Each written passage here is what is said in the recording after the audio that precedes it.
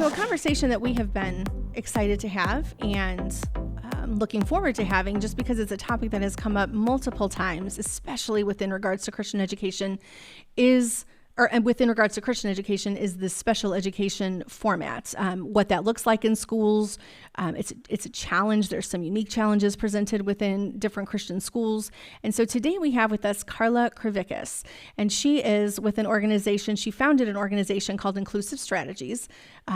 Kind of had this on the books for a while, and it was perfect timing because we continually, I think almost weekly, have somebody mention something that has to do with special education as a whole. So Karla, thank you so much today. Welcome in. We're so glad to have you with us. Thank you. And I'm so excited to hear that the topic is coming up frequently. Oh, it comes up all the time.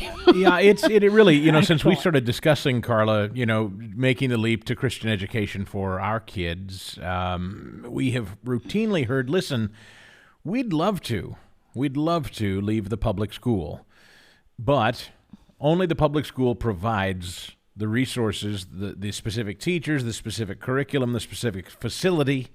And we've not found a Christian school or a private setting that does the same thing the public school. They just don't have the funds or the resources. I'm sure you've heard that a lot. Is there something the Christian, and by the way, we've talked with a few people just recently. There are some that are doing, and I shouldn't say it doesn't exist anywhere. It just doesn't exist broadly yet. And so I guess I'd just generally ask you first, how should Christian educators start thinking about building a school to accommodate those with special learning needs? Well, let me take one step back. Part of the interesting dilemma I frequently find, whether it's public or private school, is really a misunderstanding of who students with disabilities are. Frequently, we think of the students, like my own daughter, who have pretty severe disabilities and need, significant accommodations and needs. But we're not thinking of the 70% of students with disabilities. And when I use that term, I'm talking about the kids who've been identified, under federal law, have disabilities. 70% of them have invisible disabilities, like ADD, like dyslexia. Right. They're invisible. They often go undiagnosed. So I always joke, we have these images in our head, and we use stock images, right, of who special education is. And it's typically a young girl with Down syndrome, somebody in a wheelchair. The truth of the matter is that kids with disabilities, and they're in every classroom, private and public, are the kids that are struggling, the kids that are bored, the kids that are acting out, the kids that are falling asleep. All of those kids, there's a really good chance that they have undiagnosed needs. So this idea that we don't take special ed, oh, you do. You just may not be serving them well or meeting them, but you have them. It's so much more common than people think. Even like when people, I don't teach those kids. I'm like, you do. Even in the public school, here's an interesting fact for you.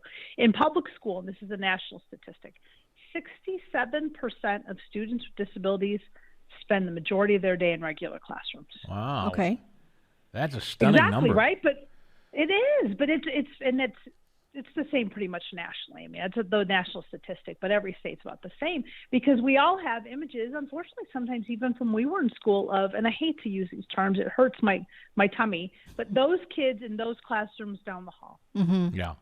Well, and by that you mean, we're thinking about, like you said, we're talking about wheelchair-bound kids or kids that are unable to speak in some cases or are blind or like these kind of, if you want to say classic or traditional things that we can see from the exterior as a disability or an infirmity or what have you. But you're saying there's a lot of unseen, undiagnosed things that to the outward appearance, to the outward eye, someone would look, quote, air quote, normal, but 67% of them are in a normal class when they shouldn't be.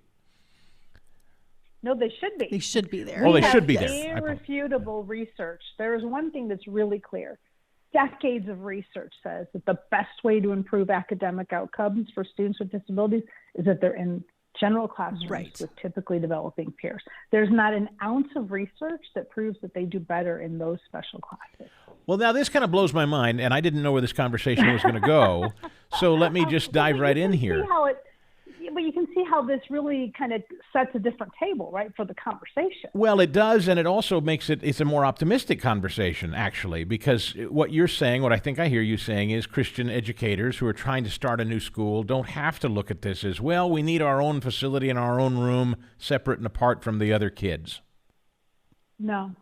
Well, but no, I mean, there's certainly, and I'm sorry to interrupt you. No, I you're fine. I don't want to take away from the fact that there are children with those significant Sure. needs. My daughter has Down syndrome, and she's in a regular classroom, by the way, all day. Okay. But there are kids that do need special facilities. So I don't want to downplay that, but I do want to spotlight the fact that let's just use 5 of what I would think of are more traditionally thought of as disabilities in this sphere. You think of Down syndrome, you may think of autism, you may think of hearing impairments, you may think of visual impairments, right? Mm-hmm. Those 4 categories make up less than 15% of the special education population. Right. So when let that sink in. Well, when I was thinking about this in terms of teachers and thinking about my own experience as a teacher and having a wide variety of special ed services being provided for students with, with different needs in my classrooms, the biggest thing for me as a teacher was knowing what approaches, what techniques, what strategies would work best for certain students. And I think that might be where some of the struggle lies. When you are talking about reading, for example, or math instruction, we want to try to meet, or at least in my opinion, I always wanted to try to meet the kids where they were, but at the same time, I had certain things I had to be teaching. And so, that opens up the door, obviously, for different kinds of education, things like that. But when we're talking about a classroom setting, those are the concerns, I think, for teachers who want to do their job well, who want to make sure, like you mentioned, nobody is falling through the cracks, that, when there's a way to best approach Johnny to help him so he can be successful in the classroom, even with the ADD or, whatever it may be. I think that's where teachers struggle when there isn't maybe there isn't money set aside for support personnel or a support teacher or somebody that that they could pair up with and have those conversations and have that instruction coming through. I'll jump on the backside of that, Karla. Don't mean to continue to dominate the conversation here. I want to get you in, but maybe what I hear Christine saying, and you can confirm or deny. I'm a school teacher in a small school setting. Do I need a special skill set wholly apart from my regular curriculum and coursework to teach a student with special needs? Or can I do both? Can I achieve that? Can I take one step back? Sure. I think the biggest struggle in both public and private schools is that historically we've had one-size-fits-all models. Mm-hmm. And then the kids who don't fit in, they need special something. Where really what we need to design is redesign our systems to meet the needs of all kids, that they're universally designed. So the analogy that people will give is the old-fashioned, you've seen those infographics of the person who can't get up the stairs because they have a disability, and you make a ramp. Right. And now the ramp serves everybody. Sure. Kind of that same philosophy.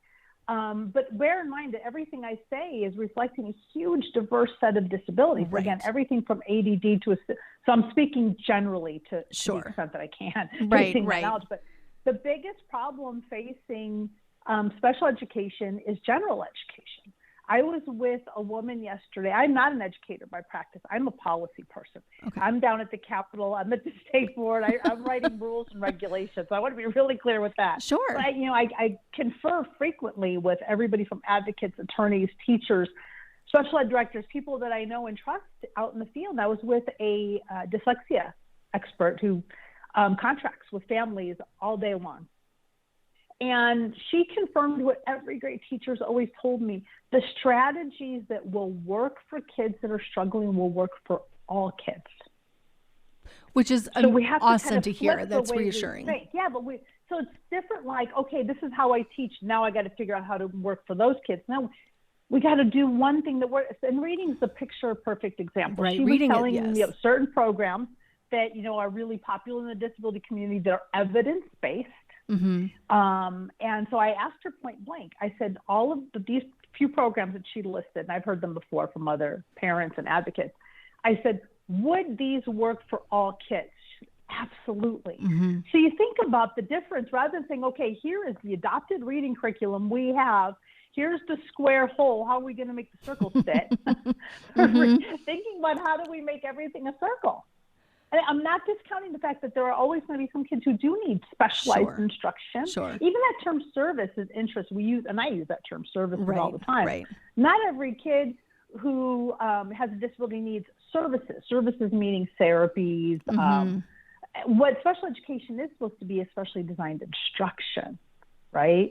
So like a child with ADD may only need extra time on a test. Versus a different whole new strategy for something. Right. Or that, and that's not even a service. It's just, a different strategy that really, quite frankly, may work for a lot of kids, not just what kids with ADD. Well, that is, I like that. I like the analogies that you're giving. And again, I've been out of the classroom for a long time, and it's funny when we hear like just the blanket statement, but special ed, but special services, but special, that kind of thing. And it becomes, I think, a real stumbling block when in reality, like anything else that we've talked about, it's a little bit of just a mind shift. But I this is really important because so many people that are trying to start their own school out there, Karla, this is really important because this is the question we always get, and I still don't feel like I've answered it effectively, at least to my mind. I'm starting a little school and I've got 10 students and one of them has, I don't know, ADD or maybe dyslexia, or four of them do. I don't know. Can we start this little school without having a special ed instructor who pulls that student or 2 or 3 students aside and specially educates them all day? Am I capable, my staff of 2 or 3 in my startup school, to teach all 10 of these kids regardless of their needs? With the example that you're giving, I would say yes, but I don't want to make a blanket statement for any child with a disability because there's such a huge, but I think it's that huge swath that we lose sight of. Because again, we think of the ones that are in our heads. We don't even always want to say them out loud or admit it, right? We have these preconceived notions of who they are, but they really, 70% of them, you don't even realize they're there. They're already in every classroom, often undiagnosed and often just struggling. I think oftentimes, I live in Arizona where we have, hundreds of charter schools, which is kind of the same phenomenon. They're starting new schools. Often they start with, okay, what do we want to teach and how do we want to teach differently than rather starting with the student first. And that's why I think faith-based education is such a beautiful paradigm to have a different conversation, because hopefully we're all approaching the conversation that God makes no mistakes. Every child is perfectly designed. So if you start with that premise, that the conversation should be different, honestly, than even in a public school environment, because you're able to have a conversation in a different way. That's a really good point, just to change the conversation up a little bit. And and you, like the example that Chris was giving, and I know these are blanket, we're giving very, general, generic scenarios. I think one of I'll say this. So when I was teaching, one of the biggest, I would say, components of special education that was drummed into my head, and it was terrifying as a teacher actually, was messing something up that was in the IEP, something that I wasn't doing as a teacher that I was legally required to do for that student, even after the meetings. And it was a lot to keep track of. And I'm just being honest. It was tough to know. And that's where I relied on the additional help and support of other people in my district or in my building, even just in my classroom, because I thought, well, I've got this classroom of, let's say, 29 kids. 10 of them have IEPs. How am I going to do this when I have to legally meet A, B, C, D, E, F off this child and A, B, C, D for this child? And I think that is where the fear comes on behalf of the teachers. But then as a parent, my child has that IEP. And so I want to have those, all those modifications, all those, strategies that are supposed to be there. I want them met. And so I think that becomes maybe where people get hung up a little bit. That's a very fair point, and it's very real, very real. In special education or disability more broadly, sometimes I think it's important to take another step back and think at history. I always believe that if we don't learn from history, right, we're doomed to repeat it. In special education laws, but in IDEA in particular, those are the criticisms, right? But they're very compliance oriented, and almost every criticism that a public school administrator would proffer is true. But let's remember why they're there.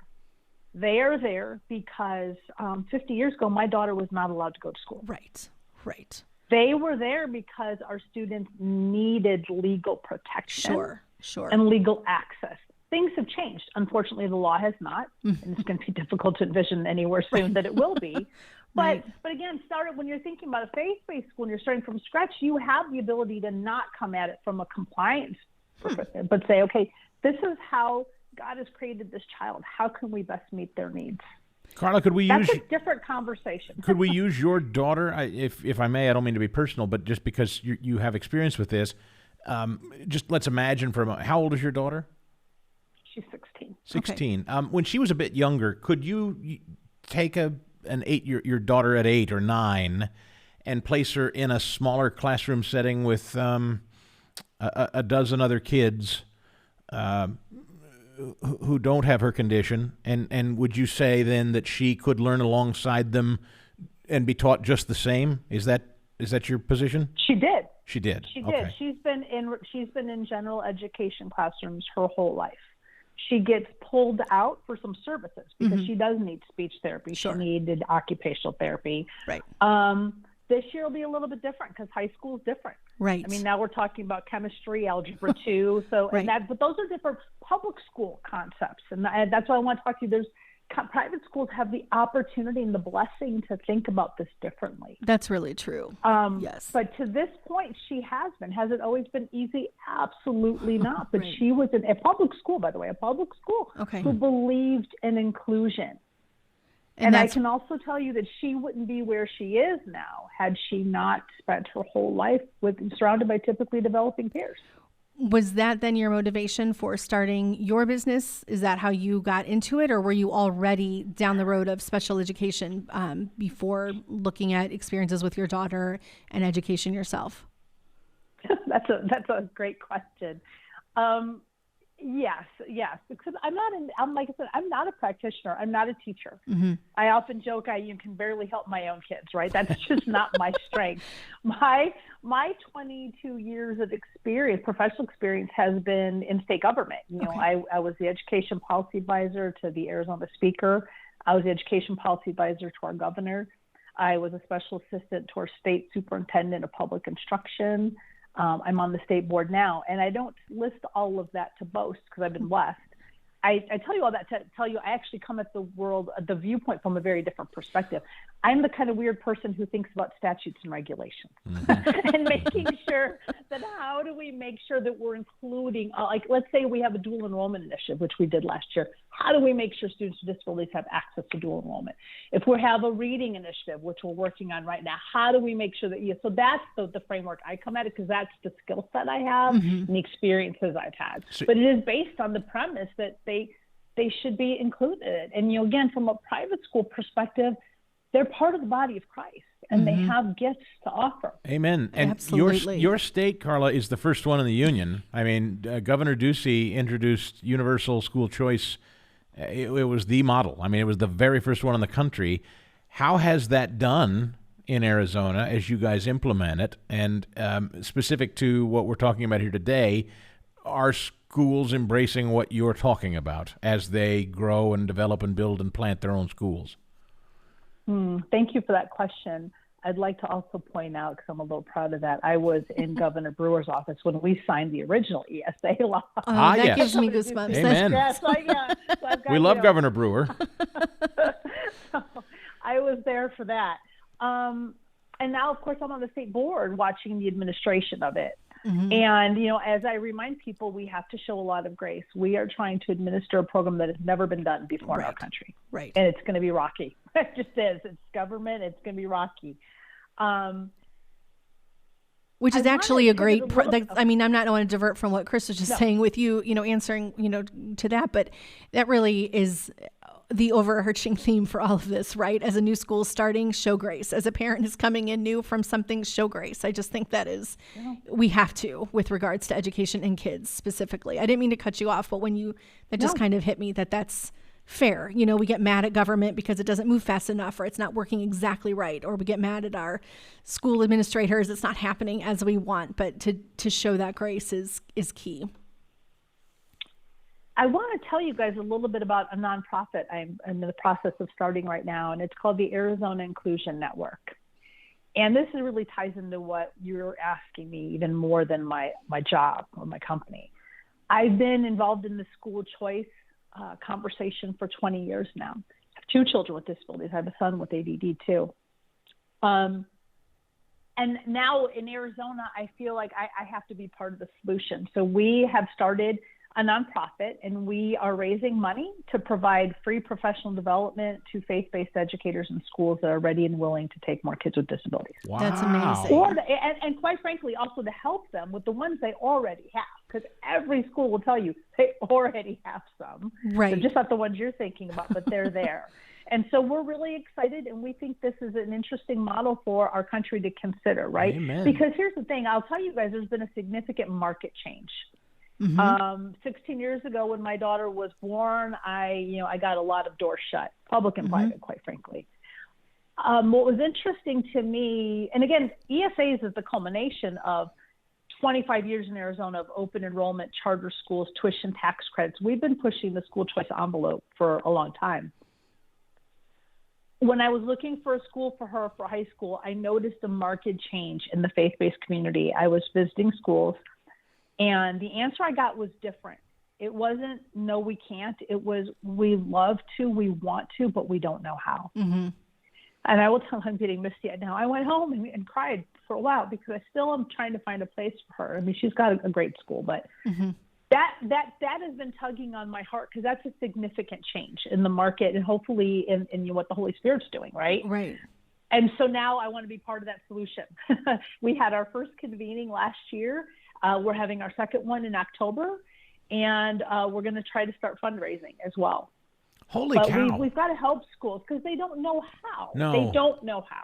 And I will tell you, kids like my daughter are the hardest, not because she's hard to educate, although she does have an intellectual disability, right? Sure. And I want to tell you, most people assume that kids in special ed have an intellectual disability or a cognitive disability, right? Less than 10%, well, the best estimate is about 10 to 15% have a cognitive impairment, which means 85% don't. Which means 85% can and should be achieving on par with their peers if they're getting the instruction and the support they need. That's significant. But my daughter is part of that small percent. Okay. And it is harder for them to think about it because she does need significant content modifications.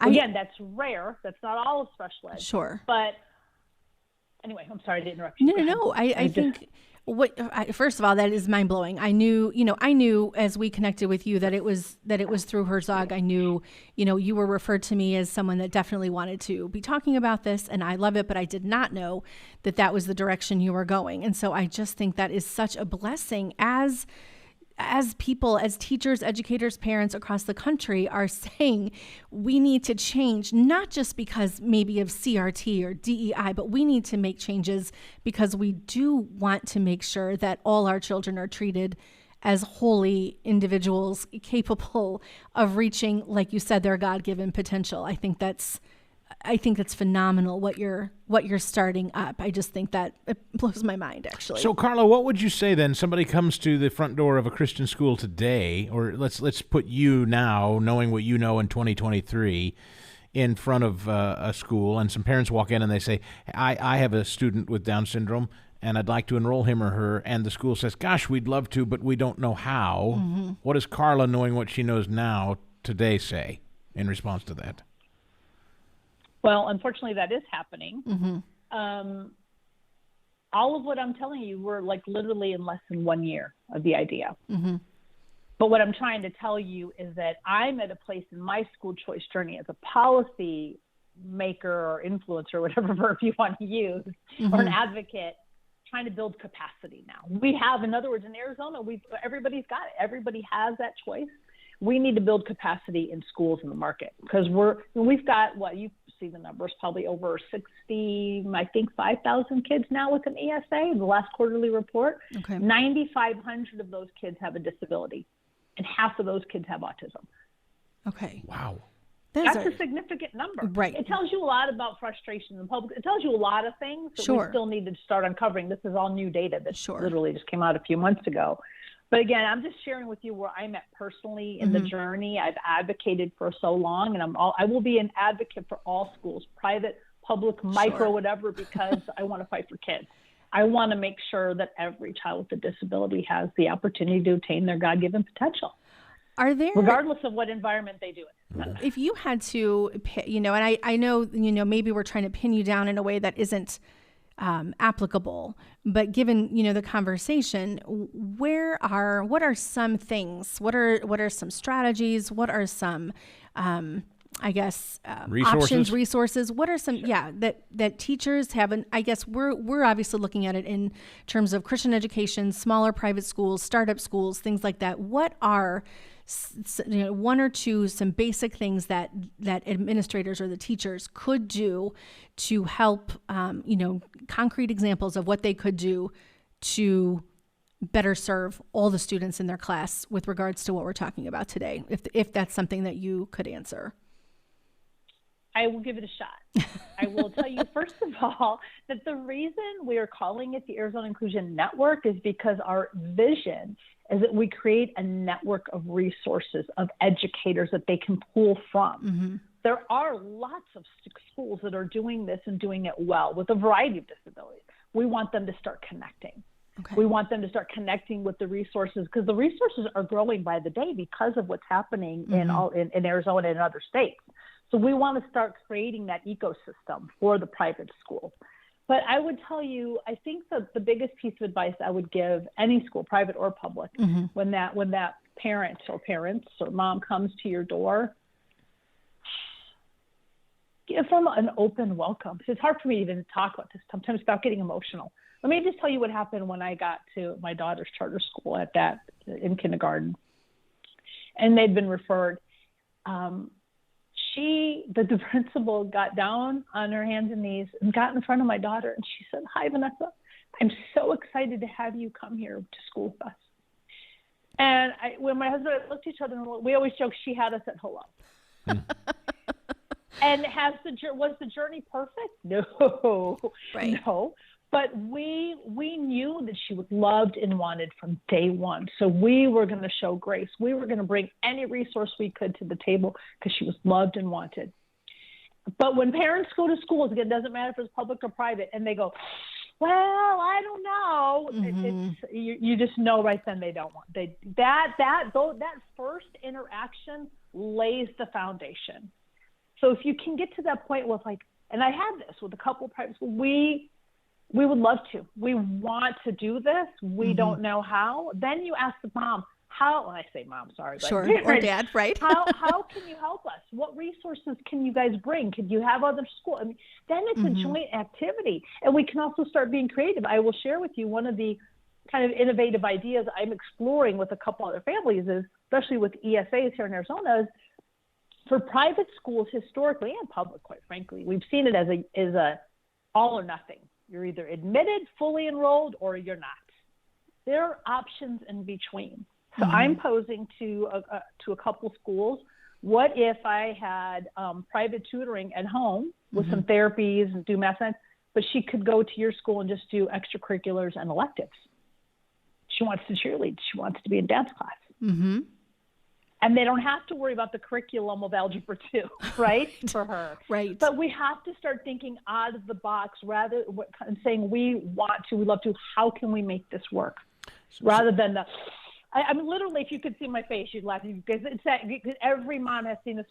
Well, I don't know. I don't think and then it's done. What I hear you saying, Karla, is this is about as much an attitude as it is a strategy. What you're saying is people in your position with your daughter, you don't need to hear, here's Mr. Smith, and he is our specialist in this subject matter and in teaching with these kinds of kids with these sorts of needs, and here's the curriculum for your daughter. You don't need all of that. You need a welcoming, warm attitude and a partnership that says, I'm not sure that we've dealt with this quite like this before, but we're willing to work with you to figure it out. Is that kind of half the battle, most of the battle? Yeah, because that's the foundation for the relationship. You know what I'm saying? You're going to show a lot more grace to that school when the bumps in the road come. There's always going to be bumps. It doesn't matter how how well funded the school, how well trained. There's always bumps in the road in Sure. life, right? But you're going to approach it differently when you feel like your child is warmly received and welcomed. I always joke, one school told me, they're like, well, it was a private school, we've never had a child with Down syndrome. And I have a very good relationship with this school still to this day. And I said, yeah, either have I. Welcome to my world. What an important lesson. Right? It really is important. I mean, that's sort of a humbling but simple lesson for a lot of people. I think they are being cautious because they don't want to disappoint you or let you down when they say, oh, gosh, we've never dealt with someone with Down syndrome before. And I love that answer. Neither have I, but let's figure it out. That's funny. I must say that's simple. I mean, this is a much simpler conversation than I think I anticipated. And I don't mean it's literally simple. My priorities are. Yeah. Ask me what my priorities for my daughter are, because she already has, outside of school, through other programs, through government programs, she already has speech, PT. We have all that stuff. That's not what I'm looking for in a school. Right. My ideal would be for her to be in a faith-based community where she's warmly welcomed, included, working on social communication, all these other things. I'm not worried about her learning algebra too. I think in general for education, and again, I try to not say like I used to teach, so I know, because I truly I don't. There's a lot I don't know, but one thing I do know, as we've talked, as you said earlier, I'm tired of, and I kind of want to do away with this one size fits all model for everybody. And it has nothing to do with any kind of special services. But I look at, we have our daughter in the school, and they have a track for math, and it's this class freshman year, this class sophomore year, this class junior year, and no disrespect to my daughter, no disrespect to the school, I'm not sure that's the fit for her, and I'm not sure that's the best way forward for her. And if it's not for her, I'm sure it applies to other students and kids as well. And I like the idea of that open mind approach. Like maybe, we don't need maybe calculus or, for certain students or for, and regardless of special ed, we may not need that. And I like the fact that we're talking about making adjustments and making, kind of rethinking the system, so to speak, because we want to make sure every child is successful and reaching their own potential in the best way possible. And it might not be trigonometry, calculus, algebra, it may not be that simple formula. Well, I know it's not that formula, but it's nice to hear that it's not just about the student with dyslexia or, the student with Down syndrome. It's all students across the board. It's always interesting to me when I go on the website of a lot of private schools, faith-based schools, and they really tout their college placement, their scholarships. I'm like, yeah, that's not the goal. Right. And we've talked about that a lot. Yeah, we do. We talk about that a lot. I spent the past 10 years of my career, and you can look on my website, helping nonprofit organizations think about how we can provide more flexibility in the public school system to really personalize education and meet the needs of kids. Mm-hmm. And that's why I think it's so interesting, because in the private school, you don't have to worry about standardized tests. You don't have to teach calculus. But it's not just what you teach. It's really the how. Mm-hmm. So what's interesting to me, and it's kind of becoming one of my new favorite things to say, I was literally going to tweet this recently. Nothing in law requires a disability to accommodate a learner. Sure. That's a good, There's nothing in law that says you have to have ADD to get more time on a test. There's nothing in law requiring you to have time tests. Why are we timing tests? And teachers' heads everywhere explode. Yeah, exactly. And Karla, may I also just say gently to parents who have reached out to us before and said, well, I'd love to take my son or daughter out, but everything I see in my community doesn't offer Maybe we also have to say to parents, you need to kind of knock off what. Well, we have our own. They probably have their own biases built in and their own the system has taught them that their child needs all of this stuff that maybe a private school can't offer, but that's okay. Is that what you're saying? Kind of, but here's the thing. I live in Arizona, right? I live in the land of school choice and have for a long time.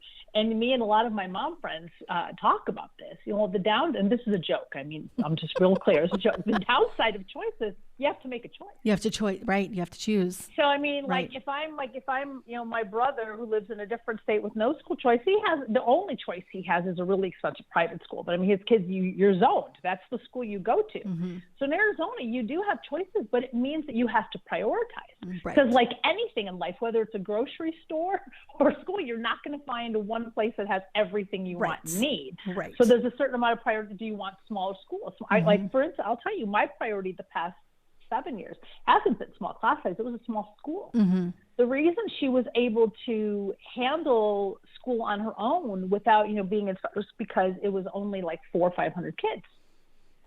That's that a makes big a difference than going to a high school of 2,500 Yep. kids. Absolutely. So, Absolutely. and again, that's just one example of a personal priority that I made. But yeah, to your point, Chris, there's going to have to be a prioritization anytime you have choice, right? Sure. It doesn't matter if you're choosing between a pizza or a school. You're going to decide, what do I want? What do I really want to prioritize? Do I want 20 toppings, or do I just want the 3 at this price, right? And I'm making it. No, but you're right. We say this all the time. You have to give up. You might have to give up something to get what you're really looking for, and that's okay. And I think that's just the nature of it. And I don't want to take the onus off of the educators and the facility, but it is important that parents understand that in order to get something, you're going to have to give up conventional thinking, conventional wisdom, and the conventional confines of what so many of us have come up as ourselves as students, maybe now parents. Yeah. Well, this is good. I actually, you know what, this conversation, I mean, I'll be honest with you, Karla. I went into this conversation thinking, she's going to teach us specifically how to teach kids with special needs. And really what this conversation to me wound up being was, we need to stop thinking about it as such a, like we're not diffusing a bomb here. Well, it's not black and white. Yeah. It's not black and white anymore, I think, for people. Yeah. Let's just see kids. And how do we help them? It goes back to that how. And again, I apologize to listeners. I'm not the teacher, but I know enough to know that accommodations are more about how you teach and how they get to demonstrate what they know. Mm-hmm. So right now, in a very traditional, typical classroom, the teacher teaches one way.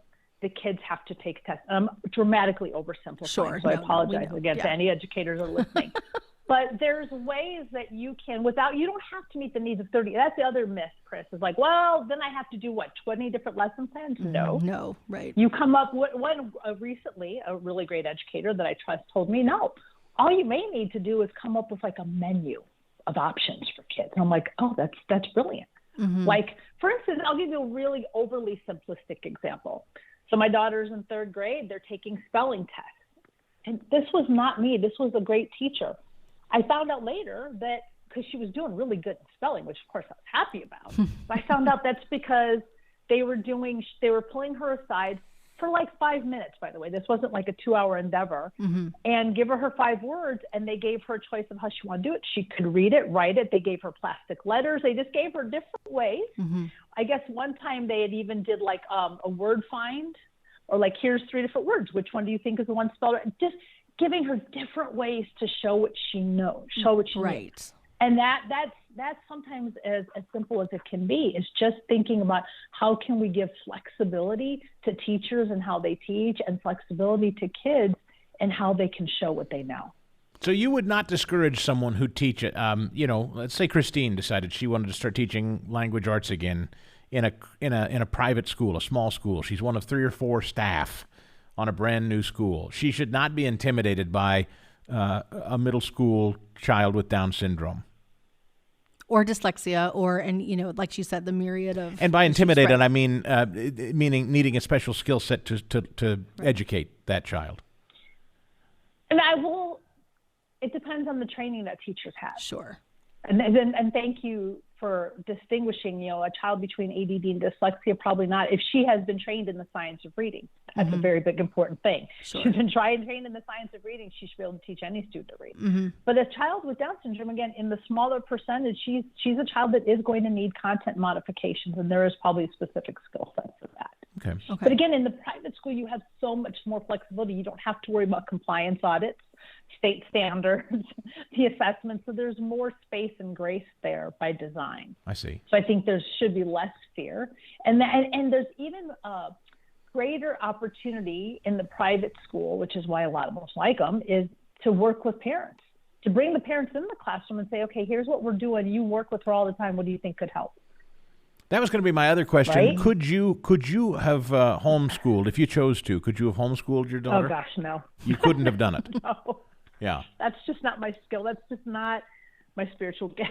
Okay. But there are certainly parents that do or decide to, I guess, yes? Absolutely, yes. Yeah. I have lots of friends who are doing it and doing it very well. Mm-hmm. But I will tell you, they also, though, get to a point, especially for their kids with disabilities, and it's a conversation that's happening more and more in Arizona. They're homeschooling for a variety of reasons. It may be because they wanted a faith-based education. It may be because there were bullying or things happening in the schools, and whatever reason is. But they get to a point in their journey where they know their child has to start they have to interact with typically developing peers. And there so, has to be that inclusive, which, and we all know that. I mean, we all know about great homeschooling co-ops and all those things that exist out there. But if you have a kid with a disability, it's 10 times more. Oh, I shouldn't. That's probably not fair. But it's very, very, very, very important that they get that. Enlightening stuff, Karla. Your initiative and your fundraising efforts and whatnot. Can you just briefly tell us about that, and if people can help, plug in, find you, reach out? Go to azinclusion.org. azinclusion.org. The Arizona Inclusion Network, and we are hoping that it spreads. We think every state could do it. So I've been thinking a lot, Chris, to one of your first questions about school choice. I feel like there's different ways to think about it, and I kind of think of the buckets, right? There's the reasons why they need choice, and that's why I still work in the public system, because 90% of our kids are still there and deserve to, a great education. But then there's the how do we provide opportunity, the choice. But then there's how do we make sure that the capacity is out there in the marketplace? And we're seeing it develop in lots of different ways, right? Micro schools are a perfect example of how it's developing in different and very exciting ways.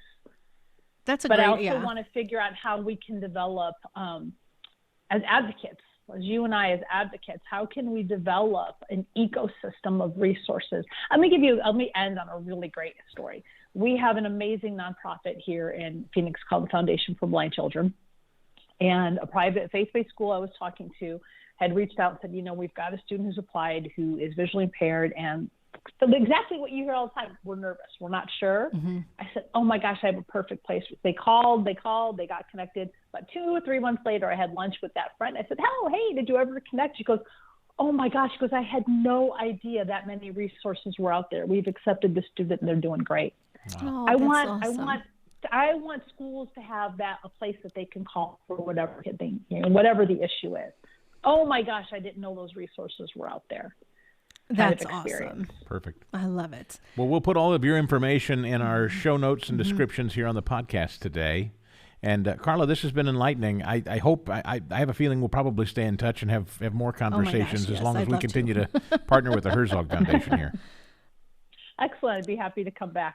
Thank you again. We really appreciate it. And thanks to Arizona, by the way. Yes. You guys just really, seriously, leading the charge. You're right. Since Governor Brewer, you guys kicked the door down for the rest of the country. 9 states, I believe now, and counting. In all fairness, it goes back to even more governors. Like I said, our journey started with open enrollment through charter schools, through tuition tax credits. So I got to give credit to many administrations who have believed in parents being able to cultivate that perfect environment for their child. No, that's totally fair. Thank you, Karla. Yes, thank you again. You're welcome. Have a great day.